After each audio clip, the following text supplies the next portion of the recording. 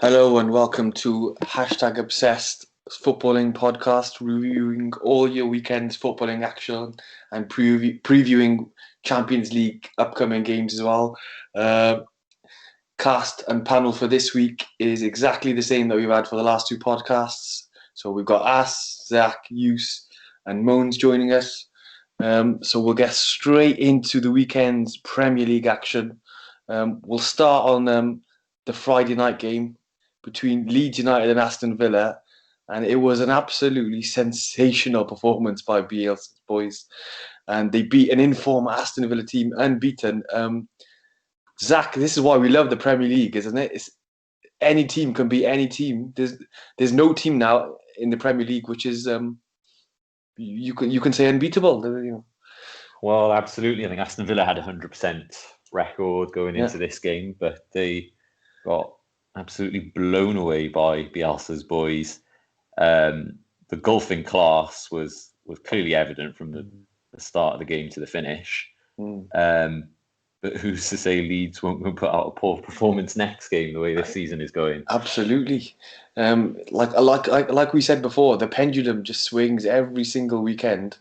I mean, Aston Villa had to put in a storming performance against Liverpool. But they were obliterated by Leeds. Yus, what was your thoughts watching that game? I'm not involving you here just because of Liverpool, lost heavily to Aston Villa. I just want to know your thoughts. I know. I thought, Leeds were really good. I think it's the football that people expected when they did. Like, everyone was hoping that this is the type of football they'll play when they came up. It was exactly what Bielsa would have loved. And I was happy for Bamford as well, because he does seem like it. Because I remember when he was in Prem with Middlesbrough and he couldn't really do much, and everyone was saying, is he going to be that striker who can smash it in the Championship but does nothing in the Prem? Like Anthony Knockaert, for example, he was quality in Championship, came up to the Prem, done nothing. But I wouldn't say he's smashing it yet, but the quality of those goals, the second and third, they were fantastic.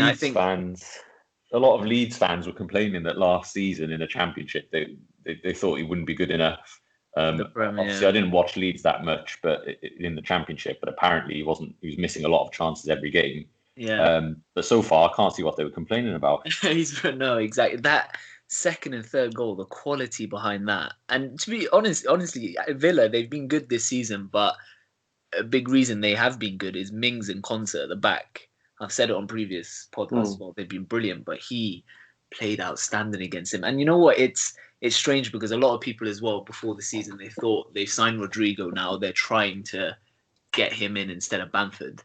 But Bielsa starting Bamford and keeping him in the team, I think is a big confidence boost for him because now he knows that he is number one no matter what. So yeah, he played really, really well, and Leeds were outstanding. Rodrigo can't get in looking in that centre-forward position. I mean, that is Bamford's all day long.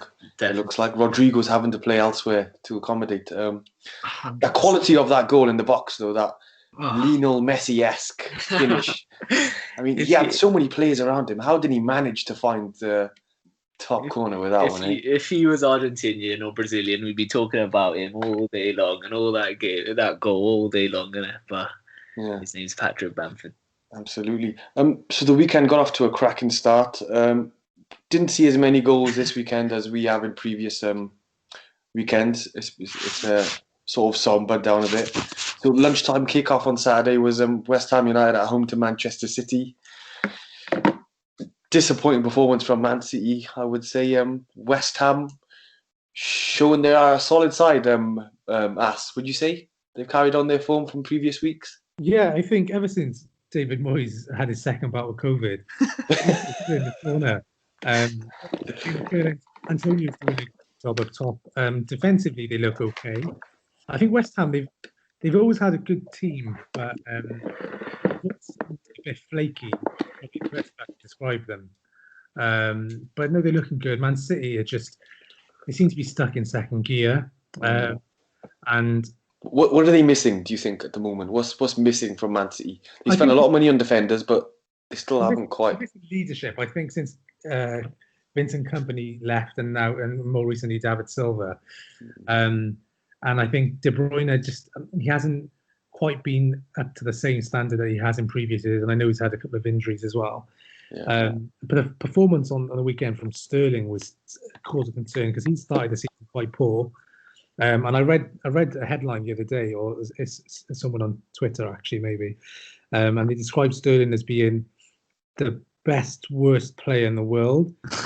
And what they meant by that was when he's bad, he's absolutely atrocious, where he's falling over, can't control it.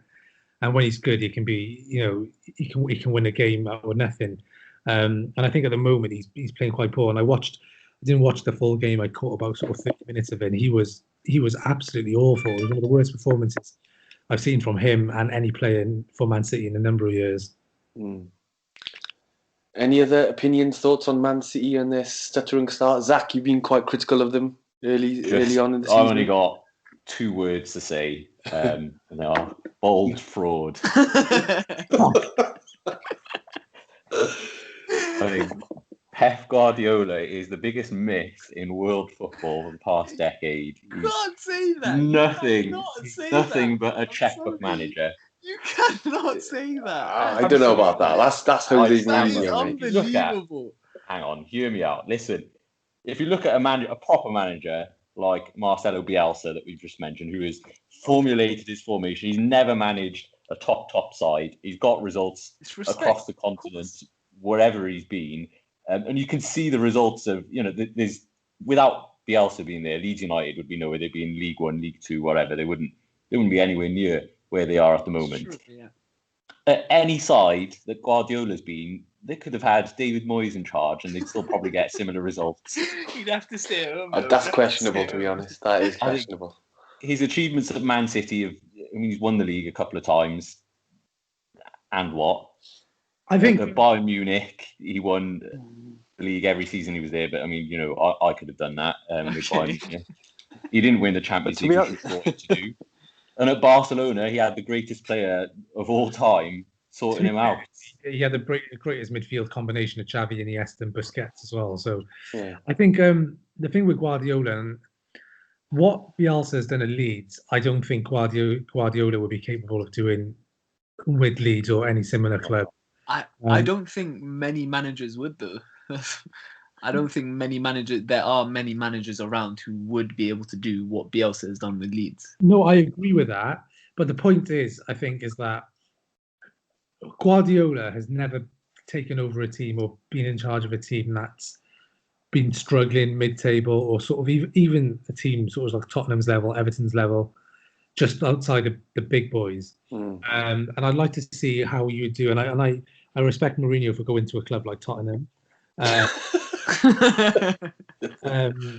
I think he's doing okay, and I think I'd like to see Pep Guardiola basically at a team where he hasn't got the strongest squad in the league that he's managing in. Just to see how he gets on. Mones, what are your thoughts? No, mine is I think you got to think about but Guardiola joined Barca when it was at a point when they had a bit of an identity crisis. They were low on form. They weren't, they were really struggling. And the reason why Pep got the job in the first place was to bring that back. He understood the club, he understood the values, and they're trying to instill that. And I think similar to Ole Gunnar Solskjaer then. No, but the difference is he performed in that role. He brought Barca back, and that just propelled him to then essentially the biggest teams in the world going after him in terms of managerial positions. So it's difficult when you're straight away in that pedestal and you're moving forward. So I do get the point that can he do it with not enough funds or building a team from essentially scratch up. But he's on a platform now, so you can't. It's 100%. Difficult. I mean, in terms of his style of play, the way he operates the team and how they perform, you can't question that.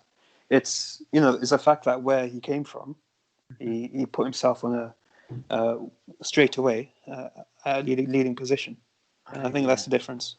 I couldn't agree more, Munib. And you know what? We mentioned Busquets as well. Who was he before Guardiola came in? Guardiola brought in Busquets and Pedro from the B team. He used the youth. He made them superstars. And I get right now, and to be honest, I could... Pardon? I wouldn't call Pedro a superstar. Oh, No, but of he course worked was in that Barcelona I'm sorry, team. of course He had a was role, he had a function, and he worked. That guy, for a period, he was one of the best finishers in the world. He was unbelievable. I love Pedro for a period. Anyway, but Eto'o's a good example. No, he was at that point in time. He was the best striker in the world, but Guardiola pretty much said, "Yeah, the team." And that he was enforcing his style. I'm not sure. He built up essentially. It was about that identity, how he brought people who understood Barca values into the team, and so he did. If we're honest, he did during that period revolutionize football. Yeah, Because of course. Spain took it on. Spain took it on, and they won the Euros. They won the World Cup. The style of play that he brought, and I know it's from Cruyff, of course, but the style of play that he brought, I don't think anyone can ever call him a checkbook manager. But I agree, and I like jumping on the thing of he's a bold fraud as well, because right now with Man City, he's not doing the best. You're right. But listen, there's no doubt whatsoever that his time at Barcelona was nothing but a success. Absolutely. But he did, as we've mentioned, he did have probably the greatest 11 players, of the last decade in his squad. Since then, he has not taken over a side that hasn't been the richest, the strongest, the biggest club in each country. And if you compare him to managers like Klopp, who has built up two sides who are just outside that top group of teams, taking them to win titles with Dortmund and Liverpool. Compare him with Mourinho, who, apart from Real Madrid, Man United, all the other teams he's managed have been smaller sides. And Spurs. Absolutely. Bielsa, there's so many managers. Guardiola struggles to get into my top 3 in the Premier League in terms of top managers. And rightly so, because I think at Manchester City, he's not achieved anything that's out of the ordinary. He flops every year in the Champions League, bottles it against average opposition. 10 years ago, he might have been a success with Barcelona, but at the moment, I don't think he's got. It's very hard to defend what he's doing, and he's blown another 200 million odd on his defence again. Are you suggesting that Sean Dyche would give him a run for his money? They're definitely giving Spurs a run for their money right now, aren't they? I think in conclusion, there's a lot of questions to be asked about Guardiola, and it'll be interesting over the next few years to see how he performs and whether or not he gives a level of success. Absolutely, but he seems to have the full backing of the Man City owners and the board at the moment, so I don't think he'll be going anywhere anytime soon. It seems. Moving on to the 3:00 kickoff. Crystal Palace v Fulham, and a corking one that was. Boys, another fine display for them. Mones. I'll tell you what, I'm going to stop you there because Son Heung-min has just scored for Spurs. Zach Dooley. Well, I must points for the fantasy. My stream's a little bit behind. Sorry, I don't care. We have live pitch sides reporting here, mate. My very legal stream is behind. Thank God, to be fair. Corner kick. Oh, what? Who assisted? Kane? Yeah. Kane assist. That's fine. That's fine. No problem. No problem for a Kane. I think that's to be honest, that's fantastic. That's what we needed to get coming to Turf Moor. Difficult place to go. Bottom of the league with only 1 point. It's not full time yet, Zach. So I mean, all we need to do now is do something that we haven't done. Also, VAR. Is it? Uh-oh. No, there's no. We haven't on my stream. Is that? Wow, look at that. Kane has on 29 combinations. Zach, I'm on 75 minutes. What are you on? They've just scored on my stream. Okay. Great work. Care to we don't endorse streaming on this podcast. It's a legal stream. We're all streaming on Sky Go at the minute. Sky Go, yeah. Okay. Oh, I was watching it live on my internet. Moving on. The big question there is whether Son gets in defensive midfield in Manip's team of the weekend. No problem. No problem. If he performs, he does. Crystal Palace, Fulham. Another impressive win for boys, Mones. What are you going to say about Palace? All about Zaha, isn't it? Really? Yeah. Fantastic. Is he making team of the week, man? Of course. We'll see, innit? We'll see. I mean, he's 100% he's going to be starter. I mean, the 2 goals, especially the one that he assisted, was just incredible. And I think throughout he was just dangerous. Always on the left-hand side. Central to everything at the moment. he is a good player, and I remember when Arsenal they eventually obviously made a great signing in Nicholas the Goat Pepe. But I remember they were gonna get Wilfred. They were gonna go for Wilfred Zaha, and I don't know. I can't really tell which one would have been a better signing, to be fair. Yeah. To be honest, yeah, not much to say about that game, but yeah, another solid win for Palace. Fulham, They were up shocking. Fulham shocking. That's all I can say. Sorry, Fulham listeners out there. You guys are terrible. Yeah, I think they might not get any points this season. I know they've got one against United, but I think at the moment the bottom four, if you look at the league, especially, I mean, if this game does stay the same, you've got Burnley, Sheffield United, Fulham, and West Brom. They've already been cut adrift. The next team up from that four is Manchester United. Have a game in hand, man. That, I think the relegation battle. Oh wow! We've got to. If we win that game in hand, we're propelled to 6. Who's your game in hand again? Burnley. Burnley. Whoa, that's a relegation. Is it? I thought it was Aston Villa. 6 points. It's definitely Burnley. Oh, it's Burnley. Yeah. Interesting stat though. Yeah. Interesting stat. The relegation battles. Oh, sorry, Manib, you go ahead. No, go for it. I was just saying the relegation battle's already been laid out. I can't see any of the teams getting dragged into that dogfight. What's the interesting stat, Moons? So interesting stat is most shots so far in the season. Number 1 is Mo Salah 29, Harry Kane 27, and the third is Mitrovic with Mitrovic with 26. No way! Damn. So he's And that is why he's in your fantasy team, Is that why isn't he's it? captain of your fantasy team? He's in my team. Yeah, he's in my team, not obviously captain. So I think, yeah, Fulham's an interesting one. Wow. Okay. 0-0 draw in the 5:30 game between United and Chelsea. Is that an opportunity missed for Manchester United? I think so. I think both teams are very, very conservative. Chelsea, the Lampard. I think for Chelsea, it's a better result than it was for United because they needed to show that they can defend. I think both teams need to show they can defend, but Chelsea more so probably, especially after throwing away the lead the week before. I think United really missed out on an opportunity to stamp the authority on that game. And I understand having the base of Fred and McTominay. I don't see why Dan James started because he offers nothing. He's probably the least technically gifted player I've seen in Man United in a number of years. And he had an absolutely dreadful performance. I'd be surprised if he's in the squad again before January.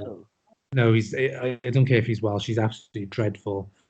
Yeah, I mean, there's not much to talk about in the game. I thought Cavani came on and he showed that striker's instinct. He almost scored from his first touch. The one talking point, I guess, is probably the use or lack of use of Donny van de Beek. Absolutely. Once again, I asked the same question last week. Again, this week, same situation. Why? And you know what's what? the point? Evra said it after the game. Why have we actually signed him?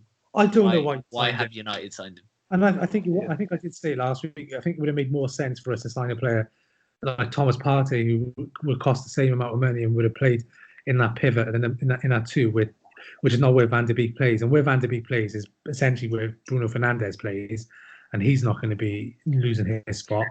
And also where Pogba's playing more now, which again I think Pogba's better suited further forward too. So I worry for him. And I mean, Ole needs to figure out a way of playing his best players. I think he needs to fit in Pogba. Well, I think Pogba playing further forward offers something. And I think he's shown over his cameo appearances over the last couple of games coming on when he's playing further forward. He looks a lot better, more comfortable further forward. So if they can fit him in with Bruno Fernandes, we'll see a place for Donny van de Beek.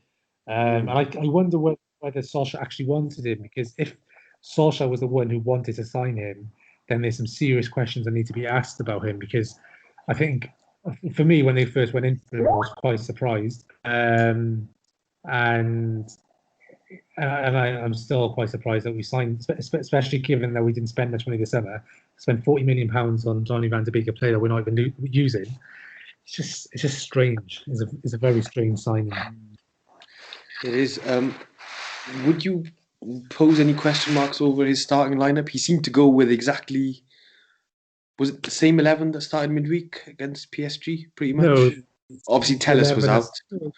No, it was quite different to the PSG game. It was the same 11 that started against Newcastle the week before.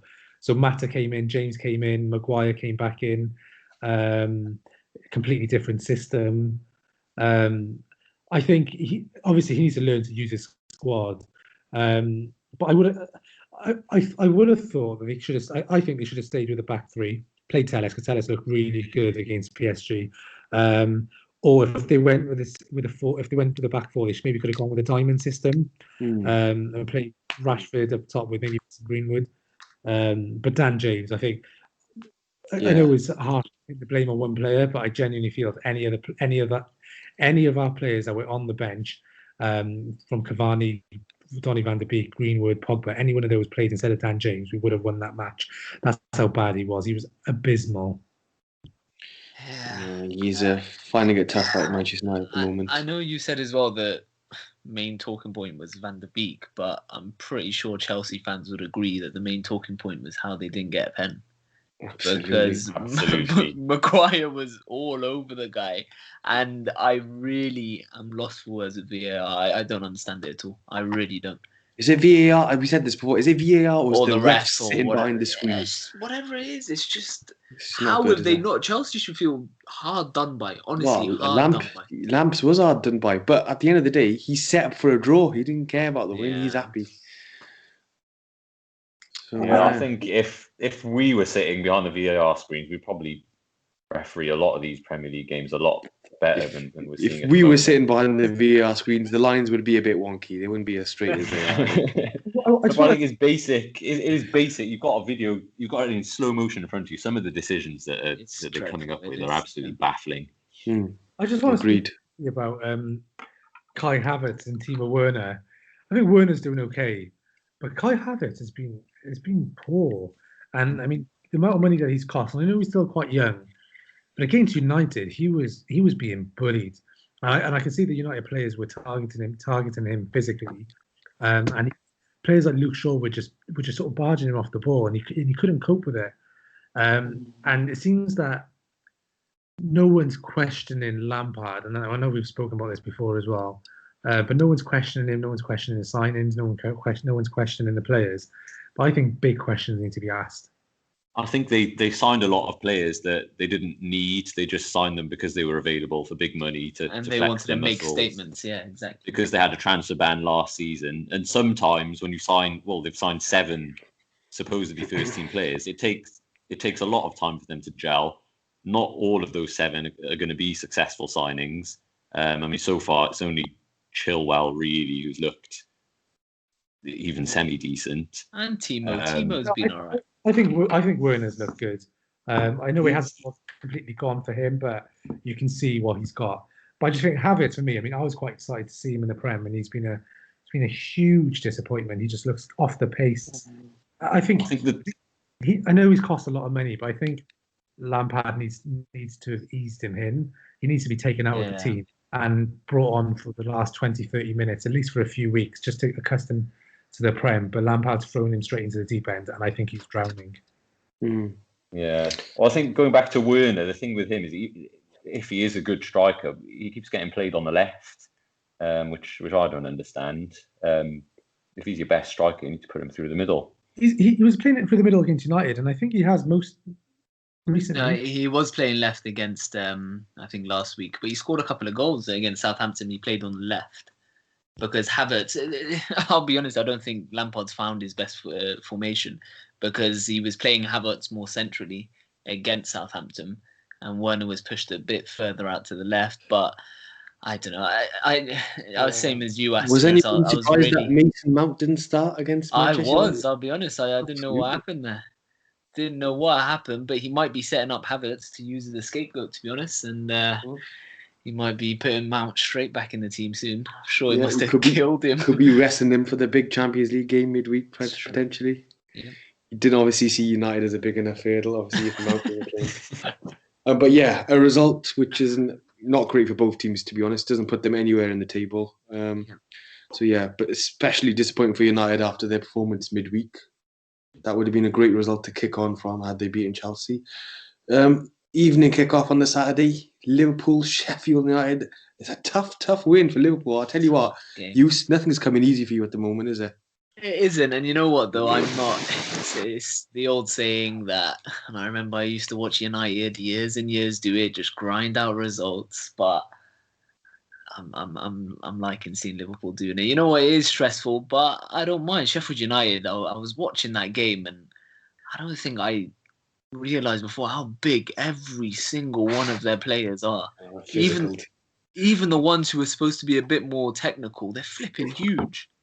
Honestly, that lad who came on as well, Oliver Burke, flipping out, his chest was out there. Like, I don't know. He was rapid, but honestly, they're eating something in Sheffield. But to be honest, yeah, it was a really tough game. I do think that the penalty was debatable because supposedly they didn't even check if it was a foul. And for example, they said, and the rule is if any part of the body is on the line, it gets the advantage for the striker, right? Yeah. So why didn't Mane get any advantage for the call, the offside call? These things, I know it's different because of the line of the box, but these things just don't add up at all. But you know what? We got the 3 points. Happy days. Honestly, that's all that matters. Happy days. Mones, were you happy with what you saw on the weekend? Yeah, I think we needed that the last few games. It just I hope I'm hoping that it just sets it up now for the next few weeks. Obviously, Alisson was important coming back. He made that one save. That just great. That set the tone. So I think it's just a case of let's get back into winning ways. Sheffield were a tough unit, especially as well. So it's good to just grind it out, get that confidence back, settle in, especially the defense. Settle the defense, bring that confidence back in. And Gomez had a fantastic game. He had a really good game, I thought. Yeah, he was brilliant. Yeah, and so that I think just for him as well that was an important game. Hopefully to leverage the next few weeks. One thing that's been notable is the fullbacks Trent and Robertson haven't been bombing forward as much as they did last season. Do you think that's because of the questions over the centre-back partnership that Klopp's asking them to just be a bit more reserved? Or yeah, I is there would. something else there? You know what? I would agree with you because I personally think Robbo's been one of our best players at the beginning of this season. He has honestly stepped it up a gear. He's been fantastic, and he has. I don't know. It's been strange that I've seen him most of the time get forward. It is weird with Trent. I'll be honest, because a lot of the time, as you said, he hasn't been getting up a lot. He's been slightly off, even though, of course, you start him, you keep him in the team. But he has been slightly off and they haven't been bombing forward. I personally think that certain teams are literally putting their tactics in to pin back our fullbacks. And obviously it's something that we play with. And that's why I think that they haven't been able to get forward as much, to be honest, because I think every time I've watched, it's as if the wingers are marking our fullbacks instead of the other way around a lot of the times, which is it's interesting because I think we'll have to adapt to it going forward. What about Thiago injured again? Thiago's back in light training anyway. He got I don't know if you saw it last week. Richarlison nearly broke his leg, so that's why obviously he wasn't able to play and then but he's back in light training now, and we've got a game against Midtjylland on Tuesday. I think he'll relax for that, and then he should be back for West Ham on Saturday. Thank you for your concern, though. I really do appreciate it. I just trying to catch up on the number of injuries that he's had in his short career at Liverpool. Yeah, Richarlison nearly broke his leg. I don't know if you saw it. But yeah.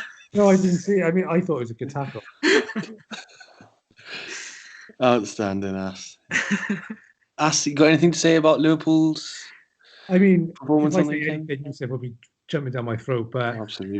in my opinion, they look very vulnerable without Van Dijk. And there's just a panic which is set throughout the team. And I'm looking forward to seeing them drop more and more points over the country. Thank you, S. Any inshallahs for any of our players to something to happen to them, or all good? I'd be quite happy to see Mane get injured. Okay. I'll tell you what, lads, you got West Ham next weekend.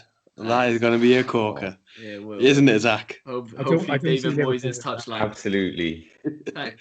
As you do say that before every game, I can't see Liverpool getting points from this one. No, I certainly can't see them beating West Ham. Okay, no problem. We shall see. Sunday's fixtures.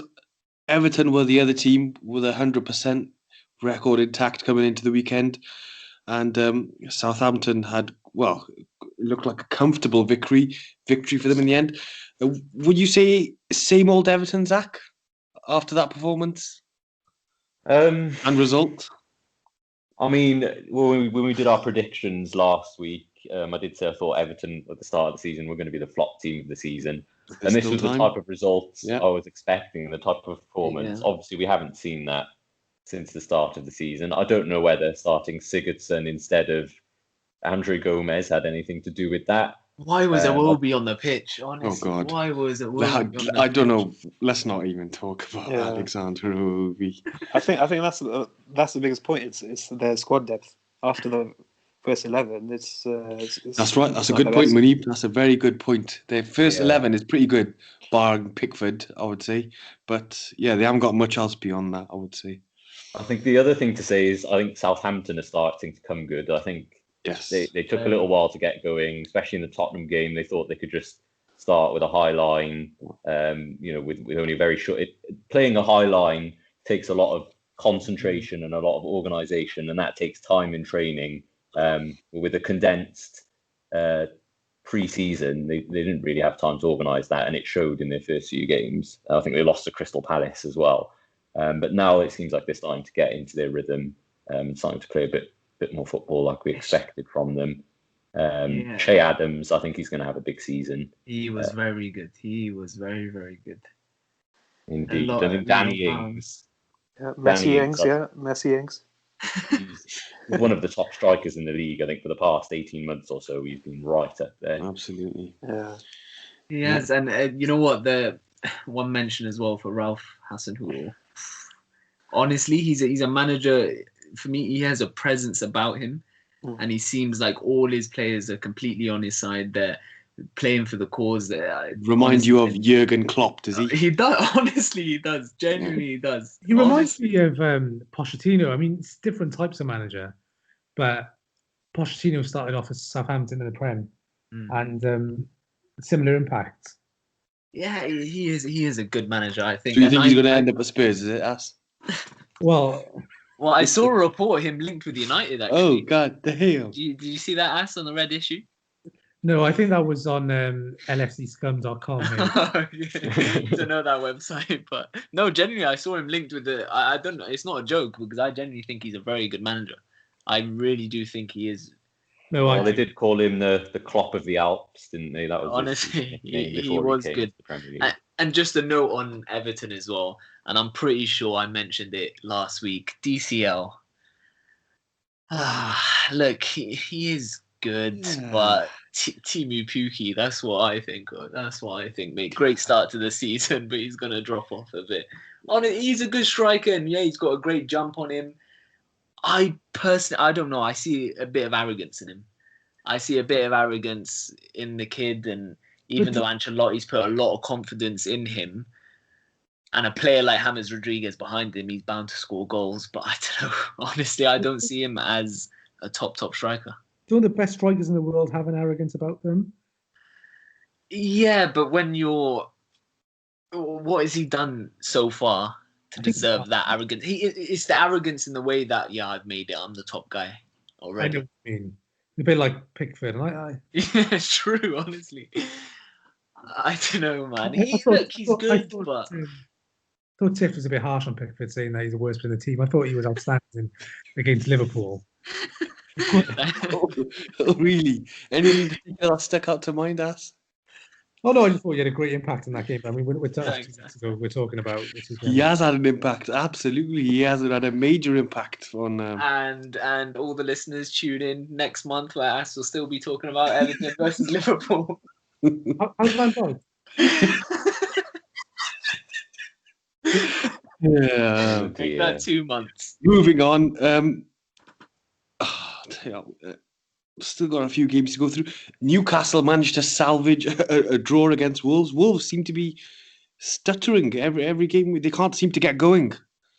It seems. Nuno is struggling at the moment. It looks like to get his team scoring goals. With Wolves, I think it was shown last season, and amongst us, I commented on it a few times. They very rarely score more than one, and I think this season they've started to concede the odd goal here and there, which is costing them points. Absolutely. I think the players that they have, they should be scoring more goals, and I think Nuno is a great manager, but he really needs to get that team scoring more goals than they are, because it eventually was going to catch up with them, and I think it is. I don't think they create a lot of chances. You are right, but they do have a deadly striker up top who as in this game, only needs one chance to score. Yeah. I was looking through just as part of my fantasy football team, trying to decide which striker to put up top, and I did look through last season. Jimenez seems to get a goal or an assist every game, but he never gets two. No, that's right. That's one thing I noticed as well. Absolutely. He's never he captain material. He just gets you the 6 points material, with a bonus of 1 or 2, and that's it. He never gets a big haul, does he? Yeah, he rarely gets no 2 goals, hat-tricks, assists or anything. Wolves, you know what? They're a solid outfit. I wouldn't say they're an exciting team. The Yeah. way they play, I would say they have exciting players in Jimenez and Adama and Pedence. There was a bit of skill that Pedence done. Oof, it was unbelievable. But they got some incredibly skillful players. But yeah, they should be a bit more easier on the eye, but they don't seem to be. Let's talk about Arsenal, because we haven't really mentioned them since we started these podcasts. Disappointing loss. I'm pretty sure that all their supporters would say losing to Leicester at home. Mones predicted it was party time, but whose party time was it, mate? I'm a fan of party, but yeah, I mean, it's as well. I agree. Yeah, I am. It's Arsenal, isn't it? It's Arsenal. That's all. It's time to go. I think it's very hard to get excited over when your main signing of the season is a defensive midfielder. The amount of hype that's been generated on social media by what I have to say is probably the weirdest fan base of the Real Madrid fans. I think it's going to be very difficult to justify that fanfare throughout this season. He is a good player, but you're right. It's just a bit, and they changed to a 4 at the back, right, against Leicester, and they seem to be chopping and changing every week. It's a bit strange. It's something Arteta like can't seem to get it right. Yeah, because 5 at the back, even though not all their results are amazing, they look solid. And surely you do a 4 at the back. You don't change it straight away as soon as you've got that player in. You take your time with letting it in. But yeah. I mean, Aubameyang signed a new contract at the start of the season. Arsenal fans were absolutely thrilled. He's only scored, if I'm correct, 1 goal this season on the opening game against Fulham. Signed the thing. And he's been stuck on the left wing ever since. Well, he played on the right, didn't he? Against. Was it? He was on the right wing, and he's not playing up top. That's where he should be playing. Let's be honest. Like as good as Lacazette.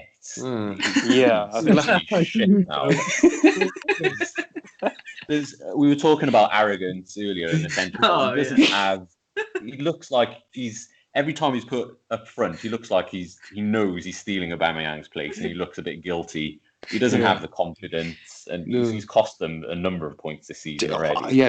Yeah, absolutely. He's a good dancer, and when he scores and he does those little dances and stuff, but that's about it, mate. Not much. Yeah, plenty of question marks over Arsenal still. Brighton, West Brom, just a drab 1-1 draw, but good point for West Brom, I'd say. Not really much to say about that one. Yeah, Leandro Trossard is a good player, lads. I'm telling you. Absolutely. That's a tough. That's a solid win away against Burnley, isn't it, Zach, for Tottenham? That's just what you needed after the disappointment of last week. Absolutely. Get the 3 points in the bag. That's it. No messing around. And back down the M6. Indeed. Yeah. This is what we expected this season, sort of Mourinho football, 1-0. Thank you very much. We haven't seen that so far. These sort of performances they seem to be absent from Mourinho for the last few years. Even at United, Well, to be honest, this is what I expected, and I hope this is how we're going to continue. I mean, it is fun. Oh, you're not happy with the 6-1, 6-1, is it?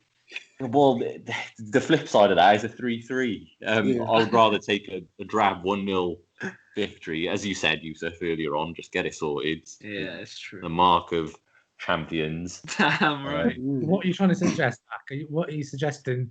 That Tottenham Hotspur are going to win the league? No, not at all. I'm not. I won't be blowing that trumpet until very, very much later on in the season. Never get your mouth on that trumpet. I'm sure you did earlier on a couple of weeks ago. No, I'm very careful with my word. I mean, the big thing is we need to win a trophy, and if we don't win a trophy this season, then Harry Kane has to question whether or not he's going to stay at Tottenham any longer. I think by the end of this season, that is a big question mark that hangs over the whole of the club. But it's just what type of trophy that's going to be. Carabao Cup. Absolutely. Anyway, that brings the weekend's action to the end. Not as many talking points as we had on previous weekends, it must be said.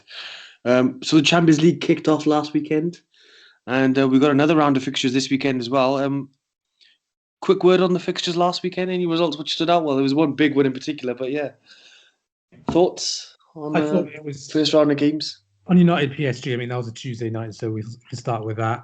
I thought United were outstanding. I thought every single player played outstanding and played at the highest level they could have reached. And I think to beat a team like PSG, you need to be to that standard. I think the one thing which surprised me was just how poor PSG were as well. The midfield, Ander Herrera, he's just a myth. I mean, United fans were upset when he left, and I always thought he was bang average, and he was, Scott McTominay and Fred looked twice the player that he was on last week. Neymar was, I'm a big fan of Neymar. He was poor. Mbappe was poor. But I mean, I think with Mbappe, it was more probably the performance of Wan-Bissaka and Axel Tuanzebe, who was brilliant, absolutely brilliant. But I think United played well. They thoroughly deserved the win. And I know we're going to preview this weekend's fixtures. I think it's a tasty tie with Leipzig on Wednesday. Nice, yeah, it is. Wan-Bissaka as well, to be fair, after all the news about him being a bit of a naughty boy came out. That's quite impressive. To me.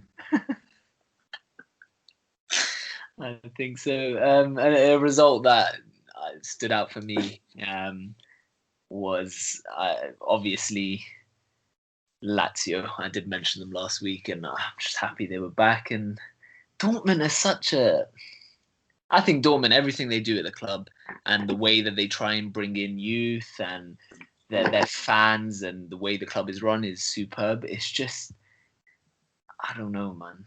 They remind me a bit of Spurs, to be fair, but not as good, obviously. Isn't it, Zach? Well, they do have some league titles to back up. It's just they're a great team and they got good players, but I don't know, Lazio completely destroyed them, to be honest. Solid result for Liverpool, I suppose. You got the result. You had a few absentees and you grinded out a result. That's a good win away to Ajax, isn't it? Very, very good win. Fabinho was outstanding. Adrian in goal was, don't need to talk about him. But that was a great win, especially Ajax winning 13-0 on the weekend as well. Mm. But yeah, happy days, to be honest. Bayern absolutely dismantled Atletico as I'll tell you the big one we haven't mentioned: Real Madrid losing 3-2 at home to Shakhtar. That's disappointing for Zidane. When we're talking, so yeah, it's true. Oh, exactly. here you go. What's say there? There you Old go. fraud. Yeah.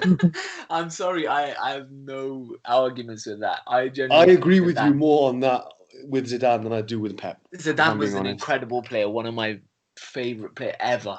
Beautiful player, but as a manager, I'm sorry. I think he's been incredibly fortunate as well. He has. And as a player, you know what? Sometimes when a player is so good, it's an easier job for them as manager because they just have that natural presence and they have that history of being a player, and players will listen to them. I disagree with the dismiss. People are dismissing him as a manager. He's not a good manager. He's won 3 Champions Leagues in a row. They were handed over to him. Handed on a plate. No, all the other teams just you seem can to. say the same about Guardiola. You can say Messi handed him. No. The way Not at Barcelona all. won The the way Champions, they it was played. something else. I'm sorry. What I will say is that with Zidane, I mean, to manage a club like Real Madrid and the players that they have or they have had over the last 5 or 6 years, especially when they had the likes of Ronaldo still there, to actually manage that team, it doesn't require too many tactics. The main thing is, as a manager, when you've got the players, is keeping the players happy. And like you guys mentioned just now, he was such a great player. He's got so much respect to the players that they're happy to play for him. So Gareth Bale wasn't happy to play for him. Yeah, I would question that. You look at he's dismantled. I would say he's dismantled a team that's won 3 Champions Leagues. They've got the 11 they put out now is a shell of what we've seen over the past few seasons. Ronaldo was shooed out the door without any fanfare. Bale the same, and apparently Reguilon. The only reason he's come to Tottenham is because he doesn't get on with Zidane either. No, but I think Ronaldo. The reason why Zidane left Real Madrid was because the president wanted to sell Ronaldo and sold him. So straight after, Zidane handed in his resignation. So there was obviously Zidane didn't want Ronaldo to go, and didn't get on with Bale. But I mean, Bale was happier playing golf than playing for Real Madrid. Reguilon, that's a strange one. There seems to be something personal between them, so I can't really comment on that. But I think it's unfair to dismiss Zidane saying he's a crap manager because he's clearly got a lot out of the players that he's had. Whether or not he's had to be too tactical, whether he's just had to keep the players happy. And I think they haven't spent much over the last few years. The squad that they've got at the moment is still similar to the one that won the three Champions Leagues. It needs major refreshing. I think the only big signing they've had is Hazard, and I don't think anyone could have predicted how badly that's gone for him. So I think where Real Madrid are at now, I think it's from a lack of investment, lack of refreshing the squad, and I think Zidane gets criticism, which is sometimes unfounded. And it's interesting you said that, though, because when we mentioned Guardiola, you said Messi was there to hand it on the plate, but you didn't mention Ronaldo. Does that say a lot about who is the actual GOAT? I think it's clear to anyone who's. But you didn't mention him as thing. Wasn't Zidane handed to it like by Ronaldo, or of course he didn't? No, but the difference is that Zidane was the greatest player of all time. No. Real Madrid won 3 Champions Leagues in a row, and for that you need to have a team of players. I think with Barcelona they didn't win even 2 in a row. From what I remember, they won 1, missed a year, and then won it the following season. But there was a lot of strong teams back then as well. There was a lot of stronger teams, and I'll be honest, Barcelona is the biggest challenges at the time. Like losing the Champions League final to them twice, so I'm fully aware of that. Exactly. But I think. No, I mean, that's a good point. No, that's a very good point, and I take that and I accept that. Cristiano Ronaldo was a massive influence on Zidane winning those 3 Champions League titles, but they did have their fair share of luck as well with penalty shootouts results. They did. And that one year against Bayern finals. Yeah. The finals and the Atletico was so close. Atletico could be Champions League winners right now, to be honest, on any other. Heartbreakingly close. Karius as well, mate. Karius. Oh yeah, let's not talk about that. Shocking LFC performance, but yeah, that's that was last weekend's game. Anything to look forward to this week? Any fixtures which stick out? The big one. Games are coming thick and fast. The big one, innit? Juve Barca. Oof. But there's no Ronaldo, man. That is disappointing. I'll tell you what. That would have been a good excuse to do a podcast based on Ronaldo v Messi, who is the GOAT. Live as well. That would Live. be fantastic. Yeah, disappointing that he misses out. Barcelona, El Clasico was worth mentioning. Yeah, absolutely. What happened there, Ass? The win. Well, I didn't watch the game. I caught bits of it. I mean, again. Can I just ask? Is it a sign of where La Liga is that the fact that we've forgotten about the Clasico? It is, and I'm not honestly, Jenny. Even last season, I was watching more Serie A and even Bundesliga than La Liga. It's just it's gone down the drain. I remember honestly about 3, 4, 5 years ago, every time it was on, there was like exciting games, Atletico were brilliant. Barca, Real, Sevilla. It's a mess now. I do Honestly. think the departure of Ronaldo has had quite a significant Huge effect on effect, the yeah. decline of the league. Yeah, that's fine. That's again Champions League games coming thick and fast. Premier League on the weekend again. Mones, have you managed to find a team of the week this week? Yeah, we have. Top stuff. Different one in terms of Ooh. versatile Okay. the last couple of weeks, Ah. which is nice. Which is nice. So we've gone for this week. We've gone for a 4-4-2 again. In goals, got Mendy. I think that's probably no question about that. The three quality saves he made. So he's probably the Benjamin. standout. Yeah, definitely standout keeper there. Defense wise, I had Ayling from Leeds, right back. Nice. He played centre back, but Yeah.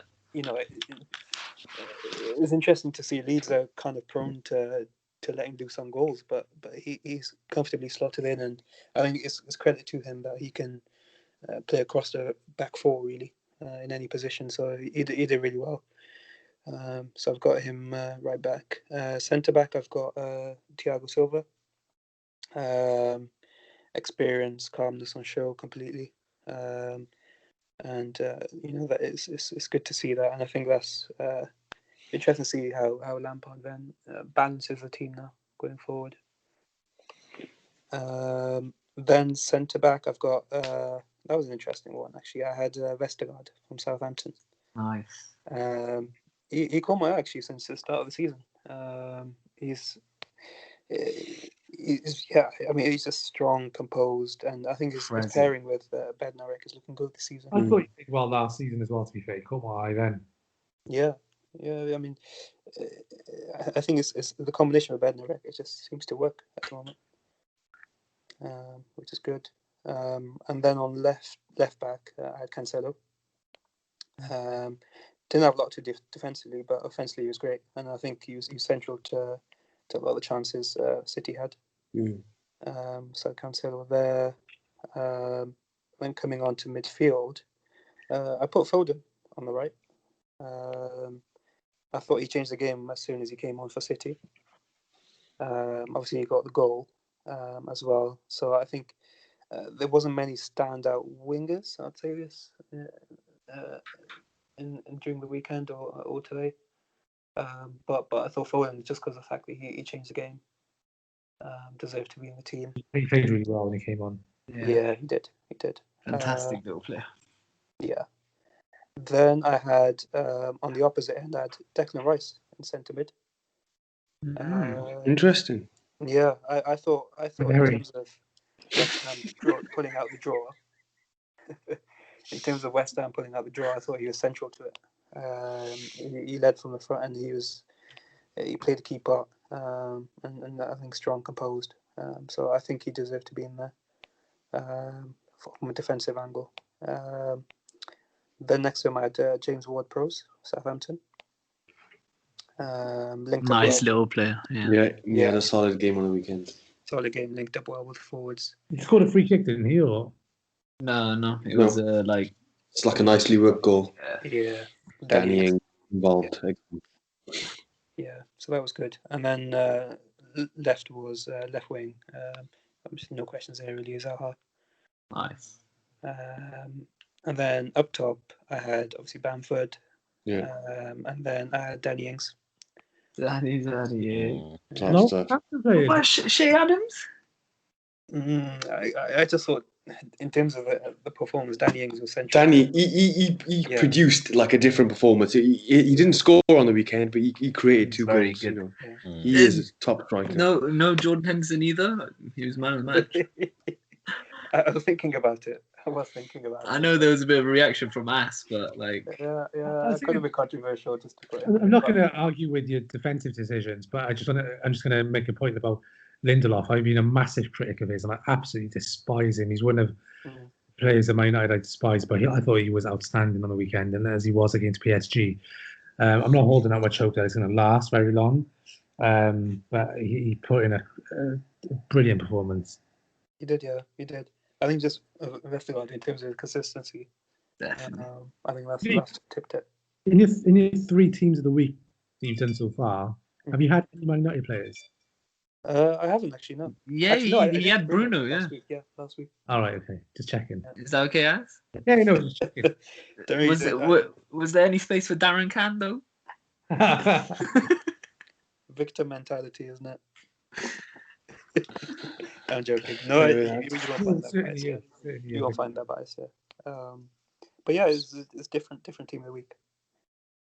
Solid team of the week there, Mones. That sounds fantastic. Anyway, that brings to a close another podcast, gentlemen. Thank you very much for joining us. Hopefully we will be back with you next week. Cheerio. Thank you. Thank you very much. Yeah.